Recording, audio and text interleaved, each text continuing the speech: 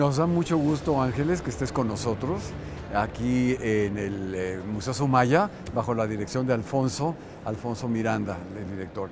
Y bueno, pues la sorpresa que yo observé en ti cuando viste el biombo, ¿no? Entonces, en realidad es algo espectacular, una adquisición yo creo que importantísima para la recuperación de la memoria del centro histórico particularmente, ¿no? No, mira, es un tesoro verdaderamente, un tesoro que tiene muchísimas vertientes verdaderamente, porque, bueno, plásticamente es una belleza, digamos, una belleza. Pero además, todo lo que nos dice de cómo era esta Ciudad de México en el siglo XVII y cómo puede uno ir reconociendo lugares que actualmente siguen ahí. Entonces es un testimonio histórico de verdad inigualable. Alfonso, a ver, yo quisiera que nos platicaras cómo llegó esta pieza, qué es un biombo, a lo mejor mucha gente no sabe lo que es un biombo, por qué tiene dos vistas, en fin, un poquito sobre eso. Estamos felices de verdad de poder compartir con todos los públicos un mueble, en realidad el biombo es un mueble que divide el espacio público del privado.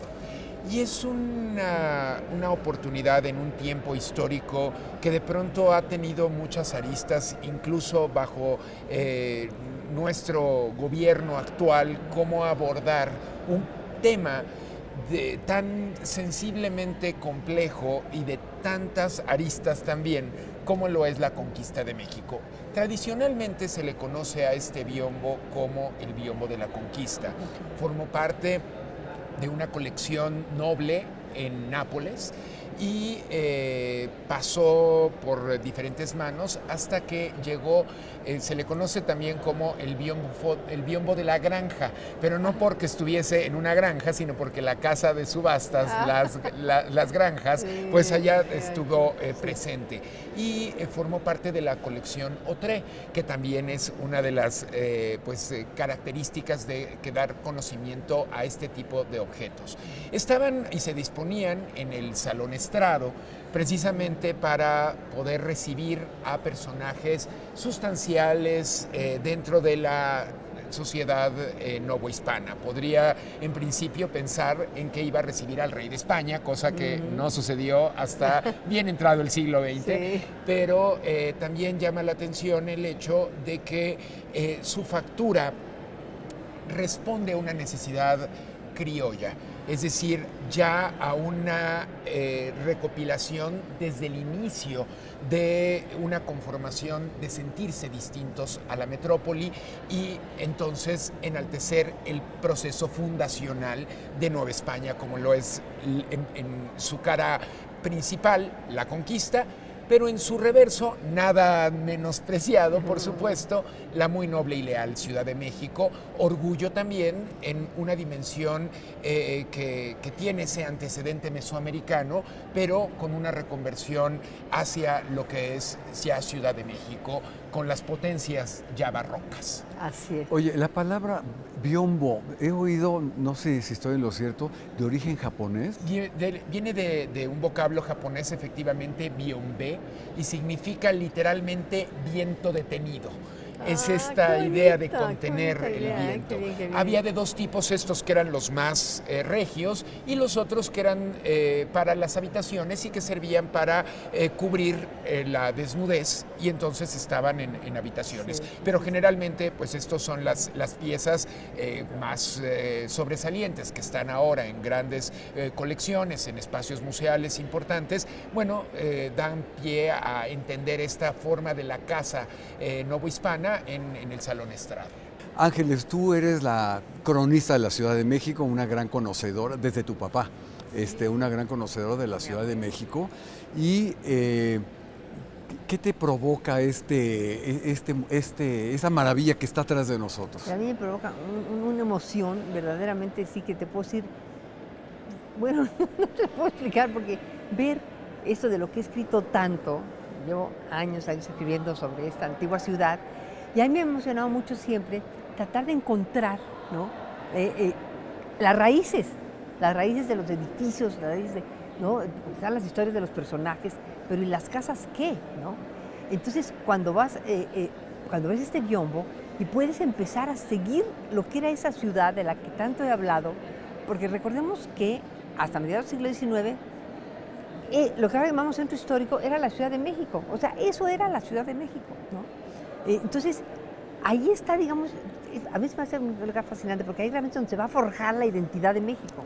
Y a nivel Es el espejo donde todos nos reflejamos. de denuncia a las construcciones que en muchos momentos se han emprendido en nuestro hoy corazón de México y que de pronto no respetan esta tradición y de pronto tenemos lo mismo, una espléndida casa del siglo XIX que un edificio de cristal de 1980.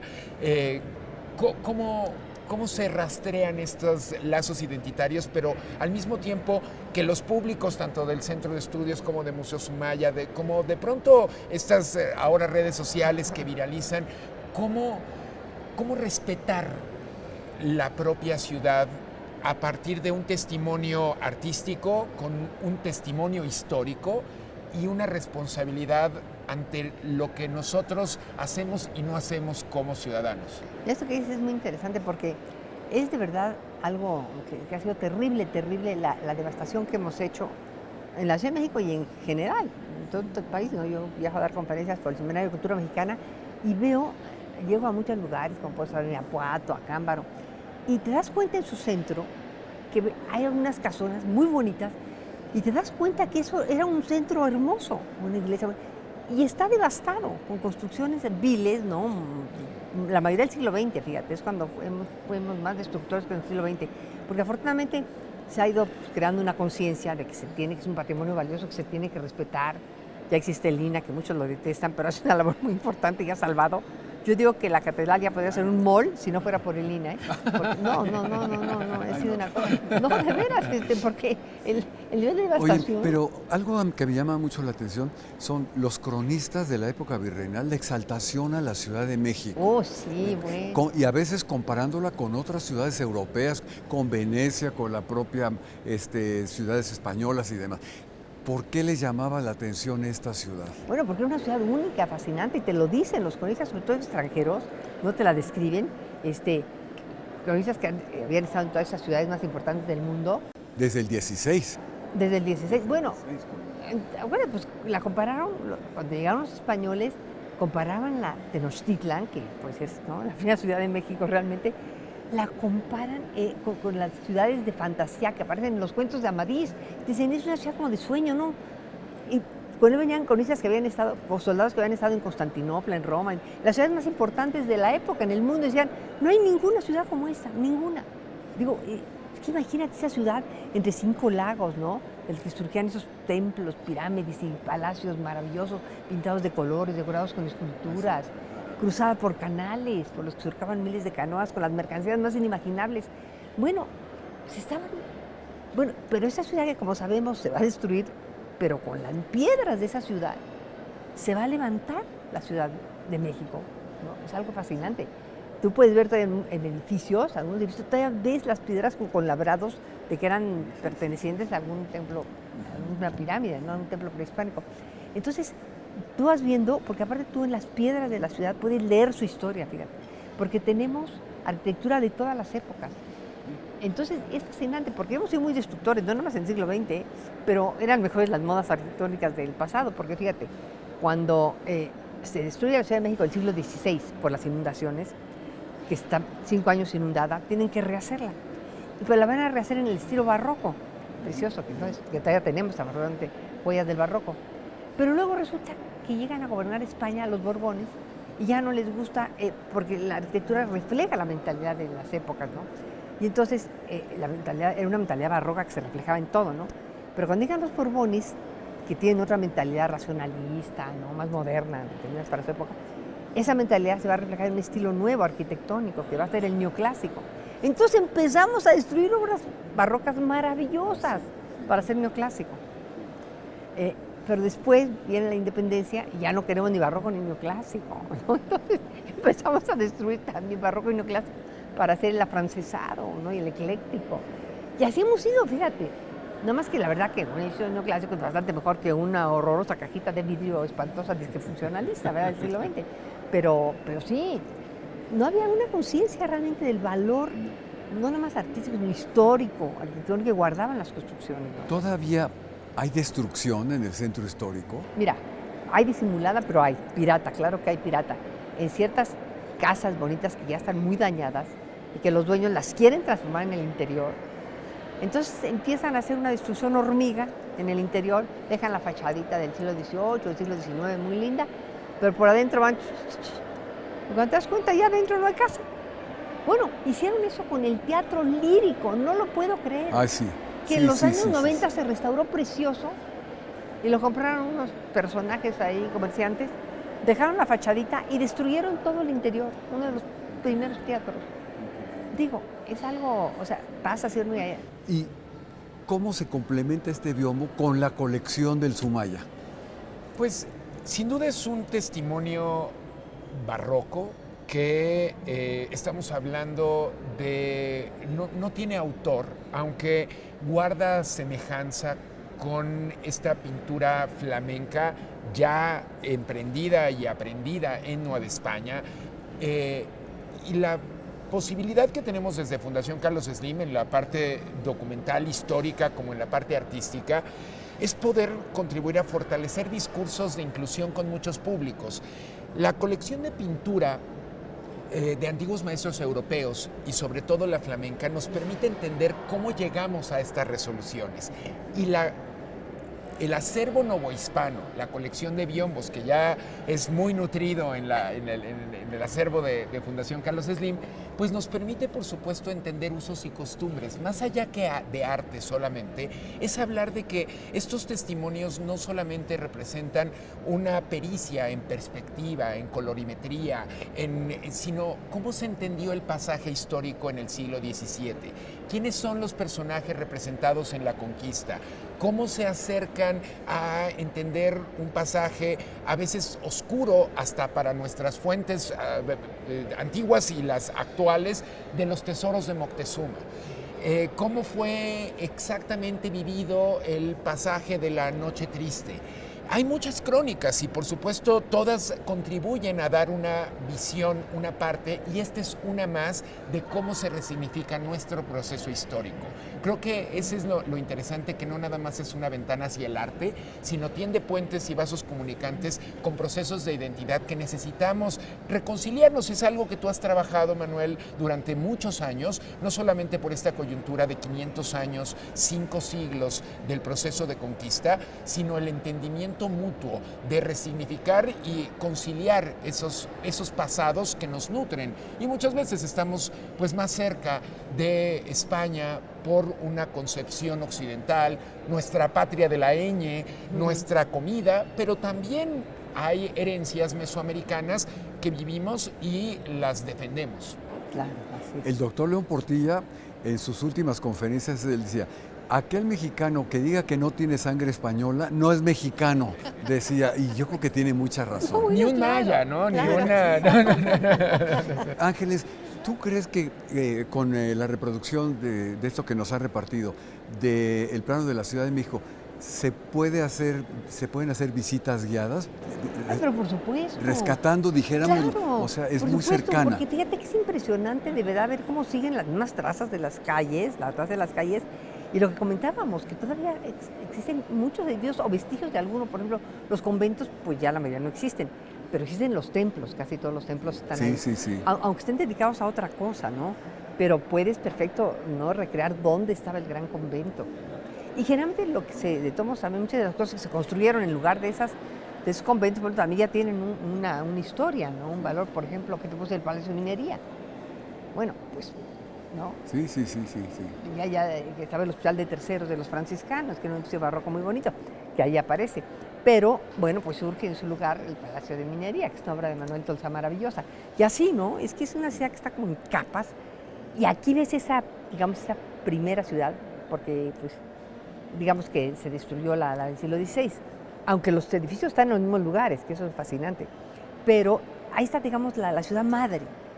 Ahí se ha ido como un rompecabezas cambiando cosas, pero ahí está básicamente, y esa ciudad la puedes ver ahora también.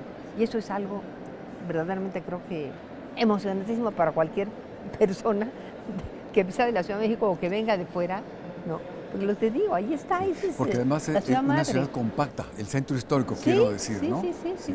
Y luego esto me remite un poco a las grandes fiestas que había en la ciudad. Cada templo tenía su fiesta y como era una cosa relativamente cercana, tanto los conventos de monjas como los de varones o el clero secular o el civil, también el poder civil, las cantidad de fiestas cotidianas las que había. procesiones eran una cosa Debe de haber sido extraordinario. extraordinaria. Y sabes que es muy bonito aquí también, que porque de repente es medio difícil imaginar cómo era esa ciudad lacustre, ¿no? Que tenía acequias, canales en lugar de calles. Y aquí todavía hay muchas, fíjate, que están, ¿no? Que te las muestran ahí como en el siglo XVII. Todavía muchas de las calles eran de agua. Eso fue. Oye, pero yo me acuerdo hace unos años que volvieron a abrir la acequia junto al Palacio Nacional y luego la volvieron a tapar porque había hasta pañales aventados Sí, ahí, ¿no? no. Digo, una falta de educación finalmente, ¿no? Sí, esa fue una tristeza.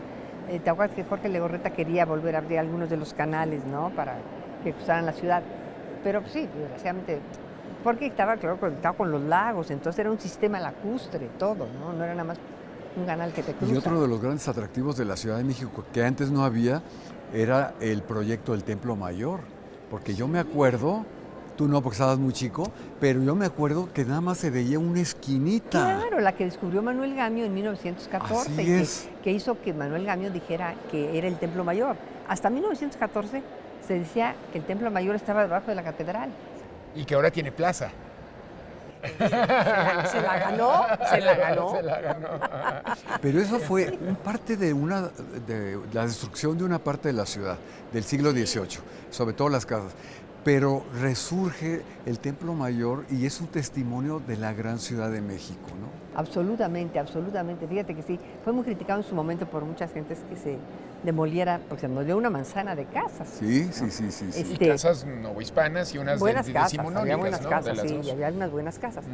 Pero realmente, mira, dicen para unas piedras, ahí, perdóname, son unas piedras maravillosas y hay vestigios muy importantes, pero aparte lo que se ha encontrado, eso.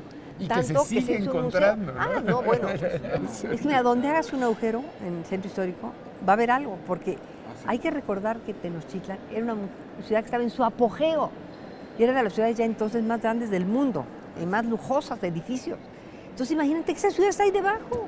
No, bueno, maravillas. Cuando yo caminaba con mi abuelo, que era niña ahí por el centro, me iba diciendo lo que había debajo. Entonces todavía estaba tapado el Templo Mayor.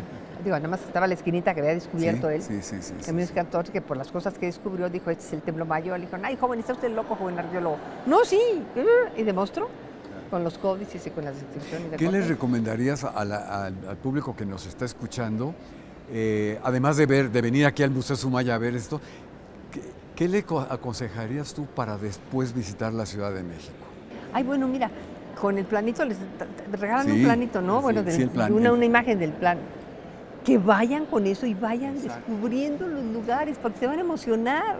Que de repente vayan por Madero, por ejemplo, y vean la Profesa que aparece allí, San Francisco. Oye, eso es una emoción. Y entonces te imaginas la acequia que daba ahí la vuelta y se metía y bajaba por ahí frente al edificio del ayuntamiento, donde está el señor presidente. Ahí pasaba la acequia real. Ahí la ves. Y es nuestra ciudad, es nuestra memoria histórica. Tú has luchado muchísimo por recuperar esa memoria histórica y este biombo es como un momento importantísimo, importantísimo. Para crear esa conciencia. Y el Museo Sumaya yo creo que es el lugar, donde estamos aquí con grandes tesoros, pero pues este tesoro invita mucho a visitar nuestro centro histórico. Fíjate que a mí me da mucho gusto que lo tenga el Museo Sumaya, que es un museo gratuito, abierto a todo el mundo, que aparte te ofrece tantas maravillas de tantas épocas y de todo el mundo. Hombre, qué maravilla que la gente, esto es una cosa que tiene este país maravilloso, que puede haber museos como este, que gratuitamente puedes venir a ver esta joya, esta obra de arte. Y cuando vemos esta ciudad del 17, perdón Manuel, ¿cómo si la pudiéramos analogar con otras capitales, ¿en qué situación estaba? ¿Está en el barroco más puro de Nueva España, en un esplendor virreinal? ¿Cómo la podríamos analogar con una capital como Madrid o como una capital como París, que nada tenía que ver con el París del siglo XIX? Mira, te voy a decir, nomás lee la descripción que hace Tomás Gage, un italiano que estuvo aquí, un fraile italiano, cómo describe a la Ciudad de México. Este hombre que venía de Europa, Sí, que es tal cual que conocedor decía, en ninguna ciudad del mundo hay la belleza de las construcciones, las describe. Las casas todas tienen guijarros de colores y yo creo que el tezontle rojo le ha de haber encantado, ¿no? Y hay macetas aquí porque aquí hay una primavera continua. Entonces tienen macetas de naranjos, de flores en todos los balcones. ¿Y cómo se arregla la gente, los atuendos que usan los trajes? Bueno, aquí hasta las esclavas negras traen sus perlas. Que por eso es muy gracioso porque dice, y son tan lasciviosas que los españoles se vuelven locos con ellas y dejan a sus esposas españolas parirse con las negras. Oye, y Humboldt, Humboldt también, también. otro de los grandes Sí. personajes. Gruszynski decía que escribió un texto para el Centro de Estudios sobre el siglo XVII y decía, era la ciudad más cosmopolita del mundo. Sí. Oriente, Sí. Europa, Claro, se claro. hablaba el náhuatl, el maya, el francés, el castellano, es decir, una ciudad llena de culturas. Llena de culturas. de Sí, culturas. sí, una ciudad Y Manuel, riquísima. ¿cómo se relaciona este biombo con el Centro de Estudios de Historia de México, Carso? Bueno, allá tendríamos como las bases escritas o las bases publicadas. Por ejemplo, la segunda carta de Hernán Cortés. Esa es extraordinaria, en donde describe la Ciudad de México y que es la época esplendorosa, como tú decías, de la Ciudad de México Tenochtitlan, ¿no? Tenemos otros mapas, por ejemplo, de cómo se sacaba la basura de la Ciudad de México, que es hermosísimo. Cuando se trataba de educar a la gente que vivía en esta ciudad tan compacta para la limpieza. Descripciones, desde luego las crónicas publicadas, no se diga Bernaldez del Castillo, por ejemplo, que habla de la Ciudad de México, o Tiene Francisco Cervantes de Salazar. Cervantes Salazar, sin duda, y en fin, como un material muy rico, que por cierto está en internet, la Biblioteca Virreinal del Centro de Estudios está completita la consulta. Y un poco la fascinación por la Ciudad de México a través de esta documentación de estos manuscritos que si bien no hablan de la totalidad del centro histórico, pero sí se remiten a historias particulares de casas, de conventos, monasterios, vidas de frailes, vidas de monjas, que eso es lo que complementa muchísimo y enriquece una ciudad que está poblada. ¿Sí? ¿Y de quién está poblada? Pues de gente que estaba identificada con su ciudad. Sor Juana decía que nunca había conocido el mar, ¿sí? Porque ni se usaba ni nada, y esta ciudad era como la grandeza mexicana, como dice Balbuena, ¿no? No, ese título fue muy bueno. Fíjate que le voy a decir, voy a echar porque es un pequeño comercial, pero es que tiene que ver con esto, que a mediados del siglo XVI, 1554, el primer cronista oficial de la Ciudad de México, Francisco Cervantes de Salazar, escribe unos diálogos. Además, fue rector, ¿no? fue rector de era la maestro Universidad Pontificia. Y escribe estos diálogos para sus alumnos de la clase de latín, en que inventa 3 personajes, 2 de la Ciudad de México y uno que viene de visita, un fuereño. Y estos de aquí le van a enseñar la Ciudad de México a este personaje. Entonces hacen un recorrido que empieza en donde ahora está el caballito, empiezan a caballo a recorrer lo que era esa ciudad, que tenía apenas 30 años de nacida, porque en 1954, no, 30 años. Y sin embargo, fíjate que es fascinante, porque entonces van haciendo el recorrido, y ese mismo recorrido lo hacemos 500 años después, Eduardo Matos, Vicente Quirarte y yo. Publicado, además. Sí, lo publicamos, sí. lo publicó Planeta. Y entonces es fascinante porque vas viendo que como los lugares importantes están en el mismo lugar. Hablan de la catedral, está en el mismo lugar, claro, esa es la catedral primitiva, ¿no? Que ahí la critican un poco, que esta ciudad no merece una iglesia tan pobre. Pero ya, luego se cambió y tenemos esa maravilla, ¿no? Pero ¿dónde está el Palacio del Ayuntamiento? ¿Dónde está la universidad? El Hospital del Amor de Dios, que ahora es la Academia de San Carlos. Digo, Tlatelolco, San Francisco, San Agustín. Todos esos lugares están en los mismos lugares que el siglo XVI. Entonces vamos describiendo lo que es ahora, ¿no? Claro. Entonces ves la ciudad cómo se transformó del siglo XVI ahora, pero que básicamente sus hitos están en el mismo lugar. Claro. Eso Sí, se me hace sí, algo fascinante. Óyeme, y esto que se dice que es la calle más antigua de la Ciudad de México, Tacuba, que luego se conecta con Hidalgo, Ah, que ahora está restaurada sí, recientemente. sí, la están restaurando. ¿No? Esa calle es, porque era una de las 4 calzadas que unía, ¿no? A Tenochtitlan con tierra firme.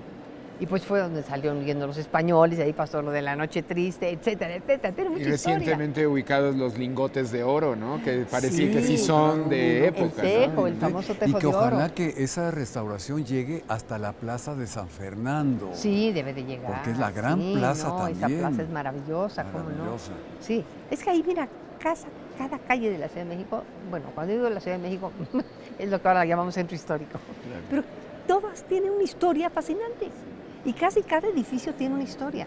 Y también curioso porque con frecuencia oímos de esta nostalgia por esta estampa de la ciudad. Y de pronto decimos, ay, qué maravilla era. Pero tenía muchos problemas. Ah, sí, claro. Tenía desde basura, luego, tenía claro. tianguis en medio de las Sí, sí, calles, sí, sí, había sí, hasta sí. contaminación del agua. Claro, Sí. claro. No, Pero no, con no. sus grandes calzadas, como lo dice precisamente Cervantes de Salazar. Esta calzada, dice, no la hay en Europa. No, y hasta la fecha. Pues, si no disponen de otra cosa, Alfonso, muchas gracias por habernos No, hombre, dedicado fue un gusto. estos Gracias a ustedes estos por haberme minutos. invitado. Y organiza disfrutar una esta visita maravilla. guiada pronto aquí Claro. para el Museo Sumaya Con y el todo, Centro con de plan en Estudios mano, y con vamos plan viendo para los ir viendo. Claro que sitios. sí, vamos siguiendo todo. Es una invitación a todos a que nos acompañen tanto en el Centro de Estudios de Historia de México, Carso, como en Museo Sumaya, Fundación Carlos Slim, con el propósito de abiertamente y gratuitamente descubrir nuestra historia, nuestras identidades. Y muchísimas gracias No, a hombre, la doctora no, gracias a ustedes, de González verdad. Gamio, porque además es una historia viva, ¿no? Literalmente claro, lo que claro. no es algo que atañe a generaciones antiguas, sino nos compromete a todos Es a nuestra conservar. ciudad, es nuestra ciudad. Y el entender esto y apreciar eso y la historia que tiene tan rica nos hace sentirnos orgullosos de esta ciudad. Claro, y Decir, oye, descubrirla. como decía León Portiga, no somos cualquier hijo de vecino que Claro. tiene bien. No, tenemos una ciudad que es Un estirpe. una estirpe. Ahí está. Pues muchas gracias, y muchas gracias Alfonso también. Gracias. Y bueno, pues a conocer esta maravilla del Museo Sumaya. Y a recorrer nuestra ciudad. Exactamente, exactamente. claro.